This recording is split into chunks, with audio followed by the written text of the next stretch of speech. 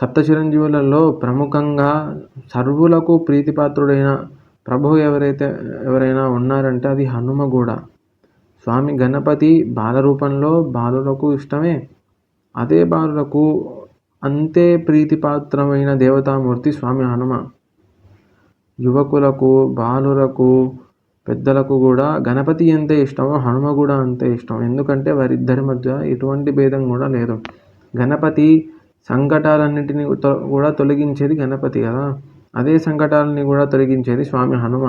దుర్గమమైన కార్యాలని గణపతి ఎలా అయితే మనకి సాధ్యంగా చేస్తున్నారో అలానే దుర్గమమైన కార్యాలని సాధ్యం చేసేది హనుమ కూడా.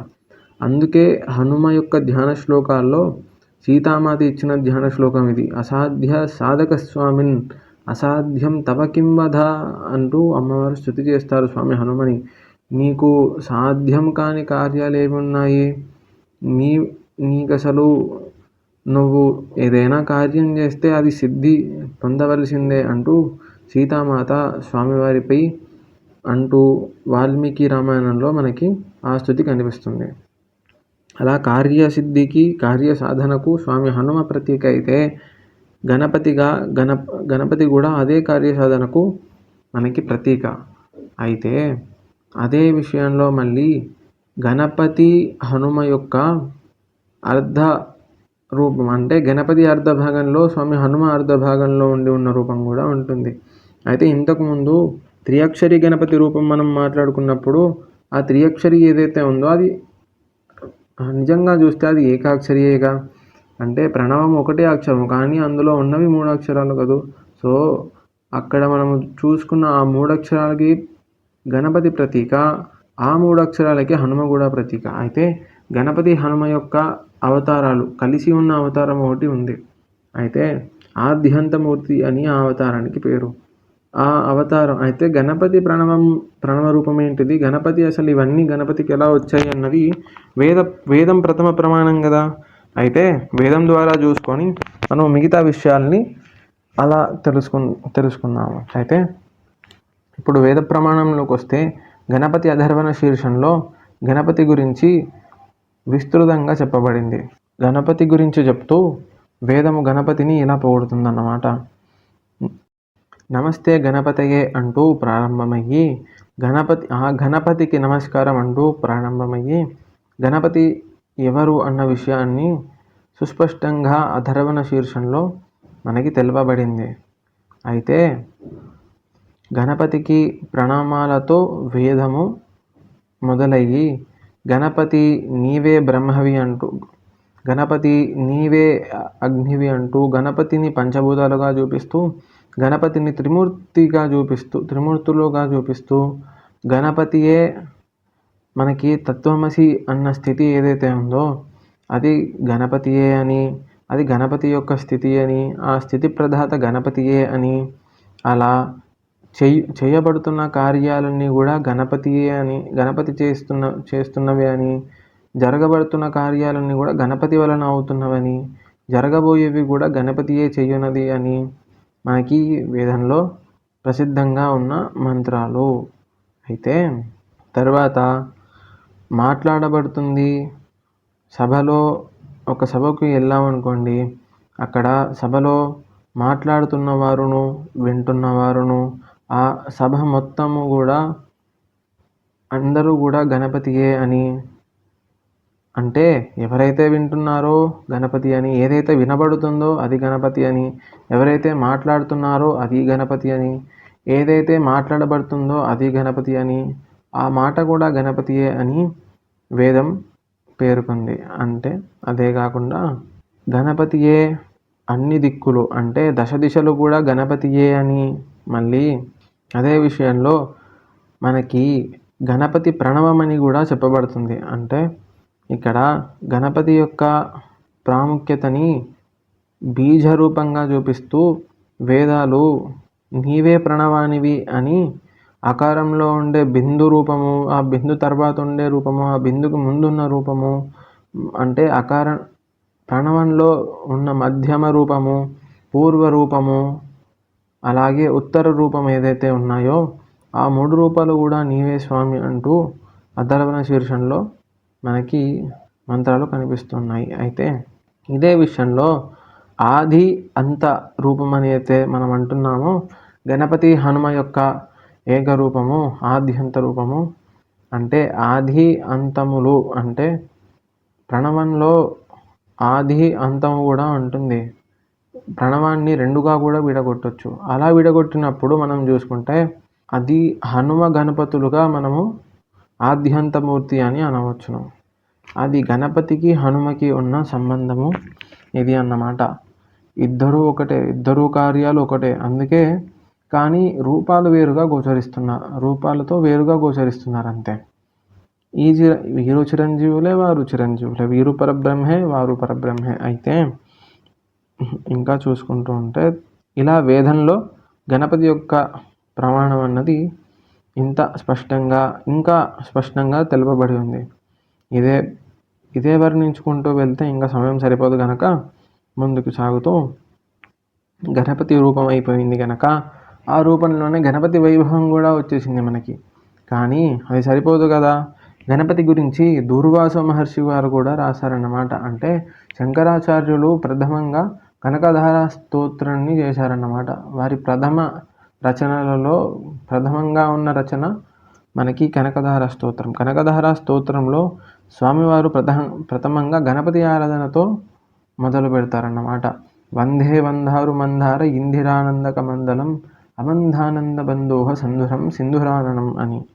అలా సుందరంగా ఆ సింధురాననుడు అయిన గణపతిని స్తుతి చేస్తూ శంకరులు అలా పరంపరగా వస్తున్న ప్రథమ పూజ గణపతికి అర్పణ చేస్తూ, ప్రధాన రచన గణపతిపై అర్పణ చేస్తూ, వారి అసలు ప్రథమ రచన అయిన కనకధార స్తోత్రాన్ని అప్పుడు స్తుతిగా చేశారు. అయితే ఇలానే మనకి దూర్వాస మహర్షి గారు ఆర్యాద్విషతి, అమ్మవారి యొక్క ద్విషతి అంటే 200 శ్లోకాలు కలిగిన స్తుతి అన్నమాట అమ్మవారిపై.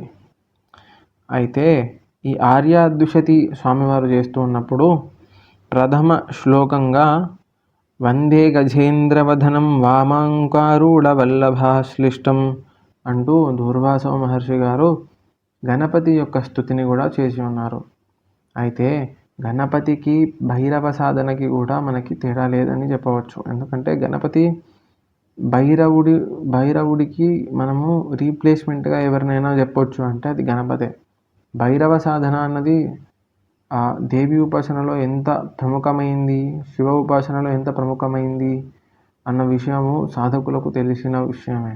అయితే ఆ గణపతికి రీప్లేస్మెంట్ అంటే గణపతి ఉండేది మనకి నవమ చక్రానికి. అంటే శ్రీచక్రంలో సంహార క్రమంలో చూసుకుంటే ప్రథమ చక్రం ఏదైతే ఉందో, బహిర్చక్రం ఏదైతే ఉందో, బహిరావరణ ఏదైతే ఉందో ఆ ఆవరణకి అధిపతిగా గణపతినే మనము చూస్తామన్నమాట. అయితే ఆర్యాద్విషతిలో వారంట దూర్వాస మహర్షి గారు రాస్తారు, ఆలింగ్య భద్రకాళి ఆసీనస్తత్ర హరిశిలాశ్యామం మనసి మహాకాలో మే విహరతు దుపాన విభ్రమన్ నేత్ర అని. అంటే అదే స్థానంలో గణపతి బదులు వారికి కనిపించింది భద్రకాళుడు భద్రకాళితో విహరిస్తూ ఉన్నారన్నమాట. అంటే మహాకాలుడు అమ్మవారితో అలా అక్కడ కరుణా దృష్టితో స్వామివారు ఆ చక్రంలో వారి అధిపతి అలా తిరుగుతూ ఉన్నారు. అంటే అసలు అధిపతి గణపతి. అయితే ఆ గణపతియే అక్కడ మనకి తాంత్రిక సాధనలో మహాకాలుడై స్వామివారు గోచరిస్తూ ఉంటారు. అలా గణపతి, మహాకాలుడు కానీ భైరవుడు కానీ వేరుగా కాకుండా ఒక్కరే అయ్యి కనిపిస్తూ ఉంటారు. అంటే గణపతియే అంతా గదు, అందుకే ఇలా కూడా స్వామివారు కనిపిస్తూ ఉంటారు అన్నమాట. అయితే ఇదే విషయంలో త్యాగరాజు గారి కీర్తనలు కూడా గణపతిపై చాలా ఉన్నాయి. గణపతిని స్మరణ చేస్తూ వారు రాసిన శ్లోకాలు ఏవైతే ఉన్నాయో సంగీత సామ్రాజ్యంలో అవి ఎప్పటికీ కూడా అసలు ఏదైనా కార్యక్రమం ఆరంభమవుతుంది అంటే త్యాగరాజ కీర్తనలు లేనివే ఆరంభం కావు. మనకి ఏ సాంస్కృతిక వైదిక కార్యక్రమాలైనా సరే త్యాగరాజు గారి కీర్తన లేనిదే ఆరంభం కాదు. అది ప్రథమంగా గణపతి కీర్తన శ్రీ గణనాథం భజామ్యహం అంటూ కీర్తన లేనిదే ఏ సాంస్కృతిక కార్యక్రమం కూడా మొదలయ్యేది లేదుగా. అలానే గణపతి ప్రాముఖ్యత సంగీతంలోనే కాదు, మళ్ళీ మనకి తులసీదాస్ గారు కూడా గణపతి స్మరణతో రామచరితమానసాన్ని ప్రారంభం చేస్తారు. వర్ణానాం అర్ధసంఘానాం రసానాం ఛందసామపి మంగళానాం చ కర్తారౌ వందే వాణి వినాయకౌ అంటూ స్వామివారు గణపతి యొక్క స్తుతిని చేస్తారు. అంటే గణపతిని ఇక్కడ వర్ణాలు ఏవైతే ఉంటాయో, అంటే పర్టికులర్గా ఇదే భాష అని కాదు, అది ఏ భాష అయినా కానీ అందులో వర్ణమాల ఉందియా అంటే ఆ వర్ణమాల ఏదైతే ఉందో దానికి రూపంగా గణపతియే ఉన్నారు అని చెప్తున్నారు స్వామివారు. ఆ వర్ణమాల వల్ల మనకి వచ్చేవి ఏమి అంటే మనకి అక్షరాలని గూర్చి ఏర్పడేవి శబ్దములు. ఆ శబ్దములు ఏవైతే ఉంటాయో, ఆ శబ్దములకి అర్థాలు ఏవైతే ఉంటాయో అవన్నీ కూడా గణపతియే అని, ఆ ఛందస్సులు ఏవైతే ఉంటాయో ఆ ఛందస్సులన్నీ కూడా గణపతియే అని స్వామివారు చెప్తూ ఉన్నారు. గణపతితో ఆ సరస్వతీ మాతను కూడా స్వామివారు ఒకే శ్లోకంలో స్మరిస్తూ రామచరిత మానసాన్ని ఆరంభం చేస్తారు. అలా గణపతి ప్రాముఖ్యత దక్షిణ భారతంలోనే కాదు, ఉత్తర భారతంలో కూడా గలదు. అంతేకాకుండా శంకరాచార్యులు మనకి గణేష పంచరత్నం ఇస్తూ గణేష పంచరత్నంలో గణపతి స్తుతిని అత్యద్భుతంగా చేస్తారు. గణేష పంచరత్నం అంటే పంచ అని ఎందుకు అన్నారంటే 5 రత్నాలంట. మరి గణపతి స్తుతికి శంకరులు అర్పించిన 5 రత్నాలంట మరి ఇవి. అయితే ఈ 5 శ్లోకాలు కూడా 5 రత్నాలంట. అయితే ఒక్కో శ్లోకాన్ని అలా మొత్తంగా కాకపోయినా, మొత్తంగా చెప్పే సామర్థ్యం నాకు లేకపోయినా అలా పైపైన శంకరుల ప్రయోగం ఏమి, శంకరులు దర్శించిన గణపతి ఏమి అన్నది చూద్దాము. ఇప్పుడు శంకర దర్శిత గణపతి ఎలా ఉంటారో చూడండి. ముదాకరార్థ మోదకం సదా విముక్తి సాధకం కళాధరావతంసకం విలాసిలోక రక్షకం అంటున్నారు శంకరులు. అంటే గణపతి ఎలా ఉంటారంటే ఎప్పుడు కూడా అలా నవ్వుతూ చాలా సంతోషంగా ఉంటూ చతుర్భుజులై ఒక చేతిలో మోదకాన్ని పట్టుకొని, గణపతి ఎప్పుడు కూడా మనం చూస్తూ ఉంటే లడ్డూ పట్టుకొని ఉంటారు, కానీ కాదు, గణపతి పట్టుకునేది మోదకం అన్నమాట. ఇంతకుముందు కూడా మనం చూసుకున్నట్టయితే గణపతి వివిధ అస్త్రాలు శస్త్రాలు పట్టుకున్నారు, వివిధ రకాలైన పండ్లు పట్టుకొని ఉన్నారు, కానీ లడ్డూ పట్టుకొని లేరు. అయితే లడ్డు అన్నది తర్వాత వచ్చిన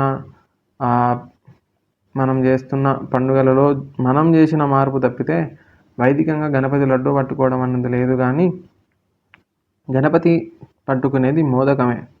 అయితే అలా సంతోషంగా అలా ముసిముసి నవ్వులతో ఉన్న గణపతి మోదకాన్ని పట్టుకొని అలా నవ్వుతూ ప్రసన్నవధునులై దర్శనమిస్తున్నారు శంకరులకు. వారు ఎలాంటి గణపతి అంటే ప్రథమంగానే చెప్పేస్తున్నారు, సదా విముక్తి సాధకం అని. అంటే ఎప్పుడూ కూడా స్వామివారిని సేవించే సాధకులు ముక్తికై కోరి ఉంటారు. ఆ ముక్తికై కోరి ఉన్న సాధకులకు ముక్తినిచ్చే గణపతిని స్వామివారు చూస్తూ ఉన్నారన్నమాట. ఆ ముక్తి ఇచ్చే గణపతినే స్వామివారు ఇప్పుడు ధ్యానం చేస్తున్నారు. అంటే ముక్తి ఇచ్చేది ఎవరు? పరబ్రహ్మ ఎవరు? ఆ మహాగణపతి. ఆ మహాగణపతినే, ఆ విజయ గణపతినే స్వామివారి ఇక్కడ తలుస్తున్నారన్నమాట. అయితే రెండవ పాదంలో అంటారు, ప్రథమ పాదంలోనే కళాధరావతంసకం విలాసిలోక రక్షకం అని అంటున్నారు. అంటే స్వామివారి యొక్క చేతిలో ఉన్న ఆ ఆభరణాలు కానీ, వారు వేసుకున్న ఆ ఆభరణాలు కానీ, ఆ ఆయుధాలు కానీ ఎలా ఉన్నాయి అని స్వామివారు చెప్తున్నారు అన్నమాట. అయితే అదే కాకుండా అనాయకైక నాయకం వినాశితే బధైత్యకం నతాశుభాషు నాశకం నమామితం వినాయకం. అంటే గణపతి ఎవరైతే ఉన్నారో ఆ గణపతి అలా ఒక రకమైన ఆనందంతో సృష్టిని రక్షిస్తున్న గణపతి ఎవరైతే ఉన్నారో ఆ గణపతి మనకి అనాయకైక నాయకం అంటే ఎవరికైతే ఇంకా పైన వీరిపైన వీరు, వారిపైన వారు అంటూ నాయకత్వం ఏదైతే ఉంటుందో అది ఎక్కడ ఆగిపోతుందంటే గణపతి దగ్గర. అంటే గణపతి పైన ఇంకొక నాయకుడు ఎవరు లేరు. అలాంటి నాయకుడు గణపతి అన్నమాట. ఆ నాయకుడికి ప్రణవం అంటూ శంకరులు వారి ప్రణవాలని ఆ సర్వనాయకుడైన గణపతికి అనాయకైక నాయకం అంటూ మళ్ళీ వినాశితే బదైత్యకం అంటే ఎవరైతే ఆ తమో గుణభూయిష్ఠులై దైత్యులు ఎవరైతే ఉంటారో ఆ దైత్యులను అంటే మనలోని దైత్య గుణాలను నశింపజేయు వారు ఎవరైతే గణపతి ఉన్నారో ఆ గణపతికి నతాశుభాషు నాశకం అంటే మనకి ఉన్న అశుభాలని నాశనం చేసే గణపతికి నమామితం వినాయకం అట్టి వినాయకునకు నా ప్రణామములు అని శంకరాచార్యులు ప్రథమ శ్లోకంలో వర్ణిస్తూ దాన్ని ప్రథమ రత్నంగా స్వామివారికి సమర్పిస్తారు. అలాగే ద్వితీయ శ్లోకంలో నతేతరాతి భీకరం నవోధితార్క భాస్వరం నమత్సురారి నిర్జరం నతాధికాపధుర్ధరం సూరేశ్వరం నిధీశ్వరం గజేశ్వరం గణేశ్వరం మహేశ్వరం తమాశ్రయే పరాత్పరం నిరంతరం అని స్తుతి చేస్తూ అయితే నతేతరాతి భీకరం నవోదితార్క భాస్వరం అంటే ఎవరైతే అతి భీకరం అని ఇక్కడ చెప్పబడుతుంది. అతి భీకరం అంటే ఎవరైతే స్వామివారి పట్ల మనసుని వంచరో వారికి భీకరంగా స్వామివారి కనిపిస్తూ వారిని ఉద్ధరిస్తారన్నమాట. అయితే స్వామివారి వర్ణం ఎలా ఉంటుందంటే ఉదయిస్తున్న సూర్యుని కిరణముల వలె స్వామివారు నవోదితార్క భాస్వరం కొత్తగా ఉదయించిన భాస్కరుని కిరణముల లాగా స్వామివారు గోచరిస్తూ ఉన్నారన్నమాట. నమత్సురారి నిర్జరం అంటే దేవతలచే మొక్కబడుతున్న ఎవరైతే ఉన్నారో సురులచే మొక్కబడుతున్న గణపతి ఎవరైతే ఉన్నారో వారిని ఇక్కడ స్వామివారు చెప్తున్నారన్నమాట. అంటే ఈ గణపతి ఎప్పుడూ కూడా ఎప్పుడూ కూడా కొత్తగా ఉంటారన్నమాట. వారి లోపల ఏదైతే అంటే వారిలో కాలానికి తగ్గట్టు మార్పులు అన్నవి జరగవన్నమాట. అలా నిశ్చలమై నిరంతరము ఒకేలా కనిపిస్తూ ఉంటారన్నమాట గణపతి. వారి ఆనందము ఇప్పుడుండి మళ్ళీ పోయేది కాదు. అలా స్వామివారు నిరంతరము నిశ్చలత్వంతో ఉంటారు. అది పరబ్రహ్మ యొక్క లక్షణం గనక ఇలా మూర్తిగా ఆ నిర్గుణ పరబ్రహ్మాన్ని ఇలా సగుణంగా శంకరులు ఇక్కడ దర్శిస్తున్నారు. అయితే సురేశ్వరం నిధీశ్వరం సురులకి ఈశ్వరుడంట. మళ్ళీ నిధీశ్వరం అన్ని నిధులు గలవాడన్నమాట. అంటే నిధీశ్వరం అంటే ఇప్పుడు మనము గణపతి రూపాల్లో మనకి లక్ష్మీ గణపతి రూపాన్ని మనం గుర్తు తెచ్చుకోవాలి. నిధీశ్వరం సర్వనిధులు కూడా గలవాడు అంటే లక్ష్మిని కలిగి ఉన్నవాడు సర్వనిధులని కూడా కలిగి ఉన్నవాడు అన్నమాట. అది ఎవరు అంటే అది ఈ గజేశ్వరుడు అంటే గజముఖాన్ని ధరించి ఉన్నవారు అన్నమాట. ఆ అట్టి గణేశ్వరుడు అంటే ఆ అట్టి గజముఖాన్ని ధరించి ఉన్న లక్ష్మీపతి అయిన సురులచే మొక్కబడుతున్న సర్వగణాలకి అధిపతి ఎవరైతే ఉన్నారో ఆ గణపతి మహేశ్వరం తమాశ్రయే పరాత్పరం నిరంతరం అంటే అట్లాంటి గణపతి ఎవరైతే ఉన్నారో ఇంతకుముందు చెప్పారుగా వారికి పై ఇంకెవరూ లేరు అని, అందుకే వారే మహేశ్వరుడు అన్నమాట. స్వామి శివునకు అమ్మవారికి కానీ గణపతికి కానీ భేదం లేదుగా. అందుకే మహేశ్వరం అనే పదము గణపతికి కూడా ఇక్కడ సరిపోతుంది. అయితే ఆ అట్టి మహేశ్వరుడైన గణపతికి నేను నిరంతరము మళ్ళీ గణపతికి నేను నా ప్రణామాలను సమర్పిస్తున్నాను. పరాత్పరం నిరంతరం అట్టి గణపతిని నేను శరణు వేడుతున్నాను అని రెండవ రత్నాన్ని శంకరుడు గణపతికి సమర్పిస్తున్నారు. తర్వాత సమస్తలోక శంకరం సమస్త లోకాలని కూడా స్వామివారు శుభాలని ఒసగుతారన్నమాట. అందుకే సమస్తలోక శంకరం అంట గణపతి. నిరస్తదైత్య కుంజరం మనలో ఉండే ఆసురీ గుణాలు, ఆసురీ లక్షణాలు, ప్రపంచంలో ఉండే ఆసురీ లక్షణాలను తొలగించు గణపతికి ఇక్కడ స్వామివారు తలుచుకుంటున్నారన్నమాట. ధరేతరోధరం వరం వరే భవక్త్రమక్షరం. ఇది చూడండి, ధరేతరోధరం వరం వరే భవక్త్రమక్షరం. గణపతి యొక్క ఆకారాన్ని స్వామివారి ఇక్కడ వర్ణిస్తున్నారన్నమాట. ఆ వర్ణనలోనే స్వామివారి ఆకారం యొక్క బరువు ఏర్పడుతుంది. చూడండి, ధరేతరోధరం వరం వరే భవక్త్రం అక్షరం. ఇక్కడ స్వామివారి ఉదరం ఎంత పెద్దగా ఉంది, స్వామివారి కడుపు ఎంత పెద్దగా ఉంది అని వారి అవతారాన్ని చెప్తూ ఉన్నారు. తర్వాత వారి శిరస్సు ఎలా చంద్రబింబంతో అలా అమృత వర్షాన్ని జిల్లుస్తూ ఎలా ఉందో వారి ముఖాల విందాన్ని స్వామివారు మనకి చూపిస్తున్నారు. అది ఎప్పటికీ కూడా అంటే నిరంతరంగా ఉండేది, ఎప్పటికీ కూడా క్షయం కానిదన్నమాట. అక్షయమైన ఆ అందాన్ని స్వామివారు ఇక్కడ వర్ణిస్తున్నారు. అట్టి అందమైన ముఖాన్ని, అట్టి అందమైన స్వరూపాన్ని మనకి వర్ణిస్తున్నారు. అయితే గణపతి యొక్క ఉదరం ఎందుకు అంత పెద్దగా ఉంటుంది, ఎందుకు లంబోదరుడయ్యారు స్వామి అని అంటే, గణపతి కడుపులో గణపతి సృష్టి చేశారు కనుక ఆ సృష్టి అంతటినీ కూడా స్వామివారు వారి ఉదరంలో దాచుకుంటూ ఉంటారు. ప్రకృతి కదా మరి. ఇంతకుముందు చెప్పుకున్నప్పుడు స్వామివారి తల శిరస్సు ఏదైతే ఉందో అది శివుడి అంశగా, మిగతా శరీరం అంతా కూడా కంఠంకి కింది భాగం అంతా కూడా ప్రకృతిగా చెప్పాం కదా. సృష్టి అంటే ప్రకృతేగా మరి ఆ ప్రకృతి స్వామివారి ఉదరంలో ఉంది గనక స్వామివారు ఉదరంలో అంటే కొడుకుల్ని కడుపులో పెట్టి ఎలా తల్లి అయితే రక్షిస్తూ ఉంటుందో అలాగే స్వామివారు కూడా కడుపులో దాచుకొని సర్వ ప్రకృతిని కూడా వారి యందు ఉంచి అలా రక్షిస్తూ ఉంటారు. అందుకే అంత పెద్దగా చూపించడం జరుగుతుంది గణపతి యొక్క ఉదరాన్ని. అది విషయము, అది అందము. ఆ బరువుని కూడా స్వామివారు ఇక్కడ అక్షర రూపంలో చూపించేశారు శంకరులు. అది అయితే కృపాకరం అట్టి గణపతి ఎలాంటి వారు అన్న విషయాన్ని స్వామివారి ఇక్కడ చెప్తున్నారు. మరి అంతటి గంభీర ఆకారం కలిగిన వారి గురించి తెలుసుకోవాలి కదా. మరి అంత ప్రకృతిని వారి కడుపులో పెట్టి చూసుకుంటున్నారంటే ఏంటిది, అది కృపేగా. సో కృపాకరం.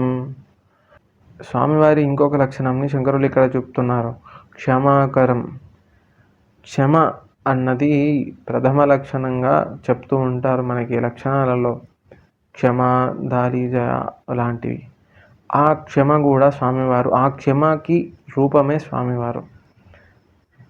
మరలా ముదాకరం అంట. అద్భుతంగా అలా ఓ ముసి నవ్వుతూ అలా అద్భుతంగా ఉంటారు స్వామివారు. యశస్కరం. వారి కీర్తి అన్నది అసలు చెప్పలేనిది, అంటే ఎవరి సాధ్యం కూడా కాదు. అనన్య సాధారణంగా అసలు అతీతమైన కీర్తి కలిగి ఉన్నవారు కాబట్టి యశస్కరం అని చెప్పేసి శంకరులు ఇక్కడ పేర్కొంటున్నారు. తర్వాత మనస్కరం అంటే, ఇక్కడ మనస్కర అంటే సాధకులకు వచ్చే జ్ఞానం ఏదైతే ఉందో దాన్ని విజడం అంటారు కదా, ఆ విజడమే ఇక్కడ మనస్కరం అన్నమాట. అట్టి మోక్షం ఎలా వస్తుంది, జ్ఞానం వల్ల. అట్టి జ్ఞానాన్ని ప్రసాదించు గణపతి కదా, అట్టి గణపతికి నమస్కరోమి భాస్వరం. అట్టి గణపతి ఎవరైతే ఆ సూర్యమండలాంతర్గత గణపతి యొక్క ధ్యానం అత్యద్భుతమైంది, అదే అన్నిటికంటే అధికమైంది అని అథర్వణ శీర్షంలో చెప్తారన్నమాట. అథర్వణ శీర్షంలో చెప్తారు, ఏకదంతం చతుర్హస్తం పాశమంకుశధారిణం రథం చవరదం హస్తైర్విభ్రాణం మూషకధ్వజం అంటూ గణపతి యొక్క ధ్యానం సూర్యమండలాంతర్గతంగా చేయడం శ్రేష్టమైంది అంటూ చెప్తారు. అంటే గణపతి వర్ణం కూడా మరి సూర్యమండలంలో ఉన్నారంటే ఆ సూర్యుడు వారేగా. అందుకని భాస్వరం. గణపతి సూర్యుడిలా అలా మెరుస్తూ ఉంటారు ఆ స్వరూపం. అందుకే నమస్కరోమి భాస్వరం. మనసుపూర్వకంగా అట్టి కృపాకరుడైన, క్షమాకరుడైన, ముదాకరుడైన, యశస్కరుడైన గణపతికి నేను మనస్ఫూర్తిగా నమస్కరిస్తున్నాను అని శంకరులు 3వ రత్నాన్ని స్వామివారికి సమర్పిస్తున్నారు. తర్వాత అకించనార్తిమార్జనం చిరంతనోక్తి భాజనం పురారి పూర్వనందనం సురారి గర్వ చర్వనం. అంటే ఏవేవైతే మనకి దుఃఖాలు అవి ఉంటాయో వాటిని అణచివేసే శక్తిగా గణపతి మనకి ఎప్పుడూ తోడుంటారన్నమాట. మనకి ఎట్టి శోకాలు వచ్చినా ఎట్టి దుఃఖాలు వచ్చినా వాటిని స్వామివారు తొలగిస్తూ ఉంటారు. దుష్కర్మలు కాదండి, మళ్ళీ దుష్కర్మలు వేరు. ఇక్కడ శోకాలు అంటే సాధనాపరంగా వచ్చే శోకాలు లేదా భక్తితో ధర్మంతో నడుచుకునే ఎవరైతే ఉంటారో అట్టి భక్తుల జీవితంలో వచ్చే బాధలు ఏవైతే ఉంటాయో వాటిని తొలగించినది మన గణపతియే. అట్టి లక్షణాలని శంకరులు ఇక్కడ చెప్తున్నారన్నమాట. అట్టి గణపతి యొక్క స్తవనం ఎలా ఉంటుంది అన్నది ఇక్కడ చెప్తున్నారు శంకరులు. తర్వాత పురారి పూర్వనందనం సురారి గర్వ చర్వనం. అంటే ఇక్కడ చెప్తున్నారు పురారి పూర్వనందనం. ఇక్కడ పురారి అంటే త్రిపురాసురులను చంపిన ఎవరైతే ఉన్నారో వారి యొక్క పెద్ద కొడుకు అంట. మరి ఇక్కడ ఎందుకు చెప్తున్నారు అన్నది తరువాత తెలుస్తుంది మనకి. ఏమి అంటే పురారి అంటే శంకరులకు పురారి అని కదా పేరు శంకరులకు, త్రిపురారి శంకరులు. అమ్మవారికి త్రిపుర అని పేరు, శంకరులకు త్రిపురారి అని పేరు. అయితే రామునికి ఏం పేరో మీరు చెప్పండి చూద్దాం. అయితే తరువాత గణపతికి ఇలా ఉంటుంది కదా. సో గణపతి అన్నది కుమారస్వామికి అన్న. అయితే అన్న అయిన గణపతిని ఇక్కడ స్వామివారు పురారి పూర్వనందనం అని చెప్తున్నారు. శివుడి యొక్క పెద్ద కొడుకు అని స్వామివారు ఆ త్రిపురాసుర ఘట్టాన్ని ఇక్కడ చెప్తున్నారన్నమాట. సురారి గర్భ చర్వణం. మళ్ళీ ఇది అంటే ఎవరైతే ఆ శత్రువులు ఎవరైతే ఉంటారో దేవతలకి, అట్టి దేవత యొక్క శత్రువుల గర్వాన్ని అణచివేయు వారిని ఇక్కడ శంకరులు చెప్తున్నారు. అంటే గణపతి అసురుల యొక్క గర్వాన్ని అణచివేస్తారన్నమాట. ఎందుకు అంటే వారి చరిత్ర లాంటిది, మరి వారి తండ్రి అలాంటి వారు, మరి కొడుకు కూడా అంతే ఉంటారుగా మరి. అయితే ప్రపంచనాశ భీషణం ధనంజయాదిభూషణం. స్వామి యొక్క చేతుల్లో పంచభూతాలు కూడా ఉంటాయి. సృష్టి చేసింది వారే అయినప్పుడు, స్థితి చేస్తుంది వారే అయినప్పుడు, ఇంతకు ముందుగా మనం చెప్పుకున్నట్టు లయం కూడా చేసేది ఆ గణపతే. ఉత్తర రూపము అంటే ప్రణవానికి ఉత్తరము, మధ్య భాగము, పూర్వ భాగము అని మనం ఇంతకుముందు 32 గణపతి రూపాలలో చెప్పుకున్నప్పుడు త్రియాక్షరి గణపతి అవతారం చెప్పుకున్నాం కదా. ఆ అవతారంలో అవతారాన్ని తీసుకొచ్చి అధర్వణ శీర్షంలో చూసాంగా. మళ్ళీ పూర్వ రూపము, ఉత్తర రూపము, మధ్యమ రూపము అని. ఆ పూర్వము, ఉత్తరము, మధ్యము ఏవి అంటే సృష్టి స్థితి లయలే. ఆ సృష్టి స్థితి లయలే ప్రణవం అన్నమాట. ఆ సృష్టి స్థితి లయలు చేసేదే ఈ గణపతి. ఆ సృష్టి స్థితి లయలని, ఆ ప్రణవాన్ని తీసుకొచ్చి శంకరులు ఇక్కడ చూపిస్తున్నారు అన్నమాట. ప్రపంచనాశ భీషణం, ప్రపంచాన్ని అందం చేసేది కూడా మీరే స్వామి అని శంకరులు ఇక్కడ అట్టి ప్రళయకాల గణపతిని చూపిస్తున్నారు. ఇక్కడ మనకి ప్రళయకాల రుద్రుడిని స్వామివారు ఇక్కడ ప్రపంచనాశ భీషణం అంటూ చూపిస్తున్నారు. ధనంజయాదిభూషణం. స్వామివారి ఆభరణాలు నాగాభరణాలే. మరి స్వామివారు కూడా ధనంజయాది నాగాలని వారికి ఆభరణాలుగా దాల్చి స్వామివారు దర్శనమిస్తూ ఉంటారన్నమాట. అయితే మళ్ళీ అంటారు కపోలధాన వారణం భజే పురాణ వారణం. అంటే ఇక్కడ స్వామివారి యొక్క చెంపలు ఏవైతే ఉంటాయో వాటి అందాన్ని, వాటి సౌందర్యాన్ని వర్ణిస్తున్నారు శంకరులు.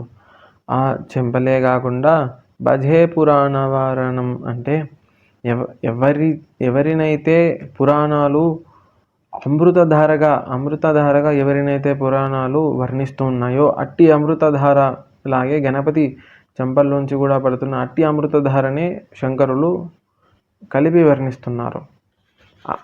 అట్లా వర్ణిస్తూ 4వ రత్నాన్ని గణపతికి అంటే లయకారకుడుగా గోచరిస్తున్న సృష్టికర్తకి స్వామివారు అర్పణ చేస్తున్నారు. అది దానితో పాటు సృష్టికి పిత అయిన ఆ గణపతి యొక్క పితని కూడా అంటే ఆ గణపతి యొక్క తండ్రిని కూడా ఇందులో మనకి చెప్పడము శంకరుల యొక్క చూపించడం శంకరుల యొక్క చమత్కారం అన్నమాట. అయితే వారు మళ్ళీ అంటారు, నీ తాంతకాంత దంతకాంతి మంతకాంతకాత్మజం ఆ చింత్య రూపమంతహీన మంతరాయ కృంతనం.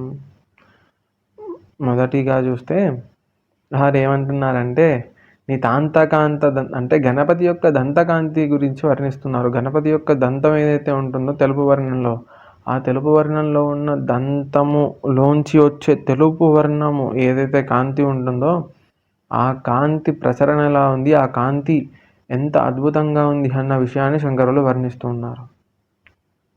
అయితే అలా వర్ణిస్తూ అంటారు, అంత అందంగా ఉన్న ఏకదంతుడి యొక్క ఆ దంతపు యొక్క కాంతి మళ్ళీ నీ తాంతకాంత దంతకాంతి మంత కాంతకాత్మజం.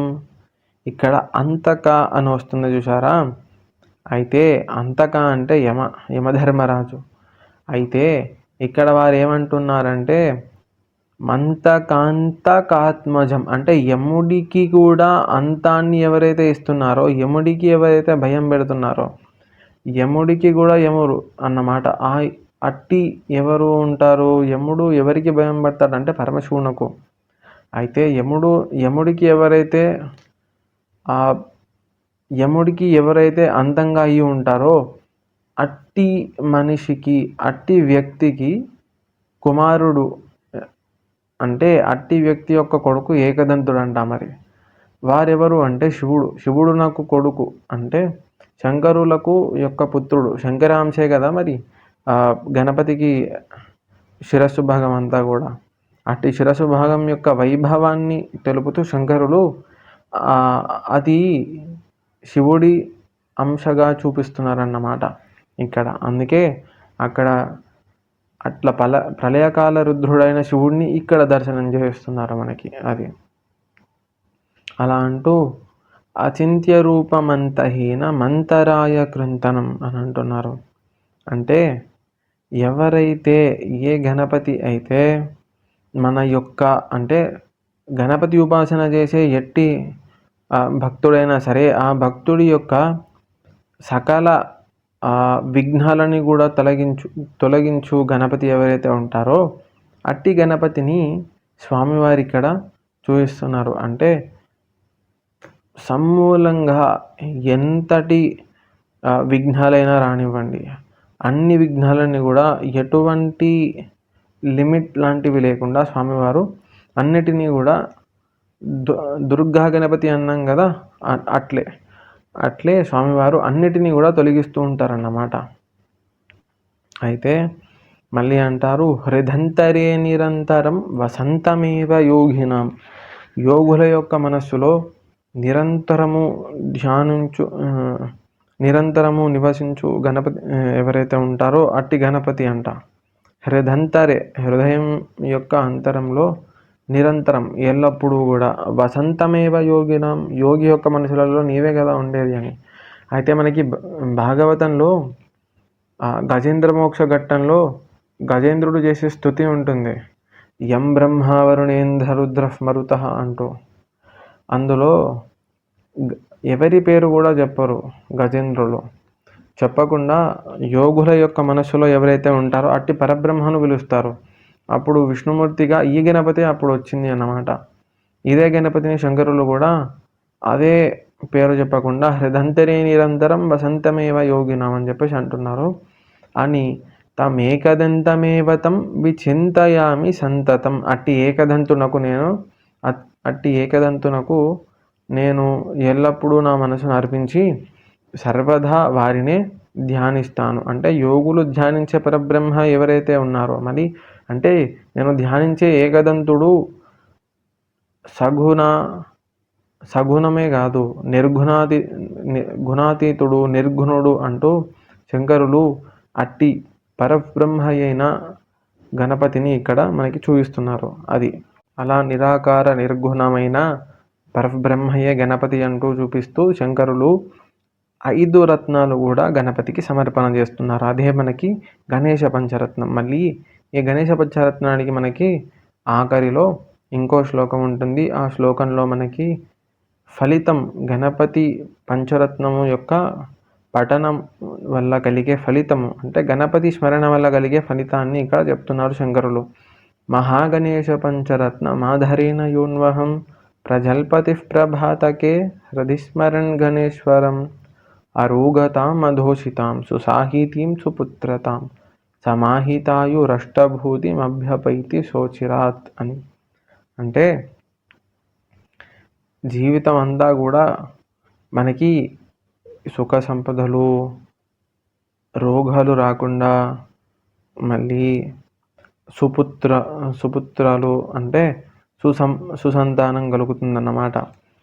ఇక్కడ ఏమని అంటున్నారంటే మహాగణేశుడు ఎవరైతే ఉన్నారో అట్టి గణపతికి శంకరులు అర్పించిన పంచరత్నములు ఏవైతే ఉన్నాయో వాటిని నిరంతరము ప్రొద్దున సమయంలో ఎవరైతే స్మరిస్తూ ఉంటారో వాటిని ఆ పంచరత్నాలను అట్టివారు అన్ని రోగాల నుండి విముక్తులవుదురు మరియు వారు సగుణులు అవుదురు అంటే సుగుణులు అవుదురు. వారి యొక్క లక్షణాలన్నీ కూడా మంచిగా మారును. అంటే దుర్గుణాలు వారిలో ఉండవన్నమాట. అలా వారి దుర్గుణములు దూరమవును, వారికి మంచి సంతానం కలుగును అంటూ శంకరులు ఇక్కడ ఫలశ్రుతిని అందించి ఉన్నారు. గణపతి అంటే నిరాకార నిర్గుణ మళ్ళీ సాకార సగుణ రూపాలలో ఉన్న పరబ్రహ్మ ఎవరైతే ఉన్నారో, సృష్టి స్థితి లయ కారకులు ఎవరైతే ఉన్నారో, చరాచర జగత్తునంతటికీ కూడా అధిపతి ఎవరైతే ఉన్నారో అట్టి గణాధిపతియే మహాగణపతియే మనకి గణపతి అన్నమాట. ఇది అండి గణపతి యొక్క అనుగ్రహంతో నాకు తోచినదంతయు ఇక్కడ చెప్తూ ఇదంతయు గణపతికి మాలగా సమర్పిస్తూ స్వస్తి. శ్రీమాత్రే నమః. మళ్ళీ కలుసుకుందాం ఇంకో విషయంలో. శ్రీమాత్రే నమః.